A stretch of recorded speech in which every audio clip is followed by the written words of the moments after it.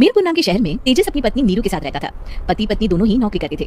एक दिन तेजस गांव अपनी माँ के पास फोन करता है। हेलो, प्रणाम माँ। जीते रहो माँ, तुम दादी बनने वाली हो। अरे वाह, ठीक है बेटा, मैं कल ही आती हूँ। जब माँ जी शहर पहुंची तो बेटी बहू ने बहुत अच्छे से स्वागत किया। लीजिए माँ जी चाय। अरे गर्मा गर्म पकौड़े ले आओ माँ के लिए। नीरू रसोई में गई और 2 मिनट में ही पकौड़े ले आई। जी ये लीजिए। बहू जादू से बनाए हैं क्या? अभी तो रसोई में गई थी। यम्मी। माँ जी शीला रसोई में पकौड़े तल रही है, मैं बस लेकर आई। हे भगवान, मेरा धर्म भ्रष्ट कर दिया तूने। अब तो गंगा जल से शुद्धिकरण करना होगा। दूसरे दिन, माँ जी मैंने नाश्ता बना दिया है, ऑफिस जा रही हूँ। पर अभी तो घर का सारा काम पड़ा है। शीला आती ही होगी, झाड़ू पोछा बर्तन कपड़े वो सब कर लेगी। हमारे जमाने में घर का सारा काम हम ही करते थे। जी माँ जी आप बहुत होशियार हैं, मैं घर ऑफिस दोनों नहीं संभाल पाती।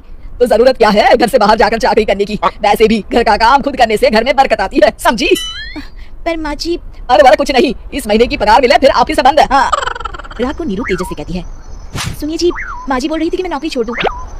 वैसे ठीक ही तो है, अभी तुम्हें आराम की जरूरत है। फिर भी आराम कहाँ, शीला को छुड़ाने के लिए बोल रही थी। तो अब 24 घंटे में इतना काम तो कर ही सकती हो। पर जॉब पसंद है मुझे, घर पर मन नहीं लगेगा। अगले दिन जब दोनों ऑफिस के लिए निकल रहे थे, मेरी तो कोई कीमत ही नहीं है इस घर में।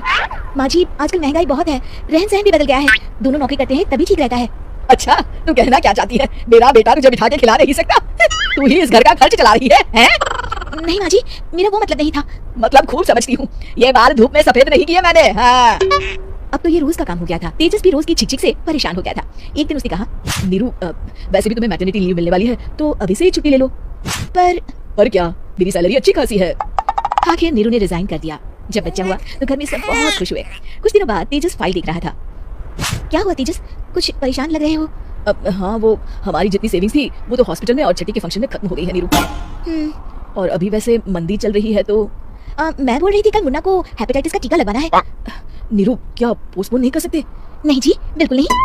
अब तेजस को समझ में आ रहा था कि उससे गलती हुई है। पैसों की कमी का असर घर के माहौल पर भी पड़ रहा था।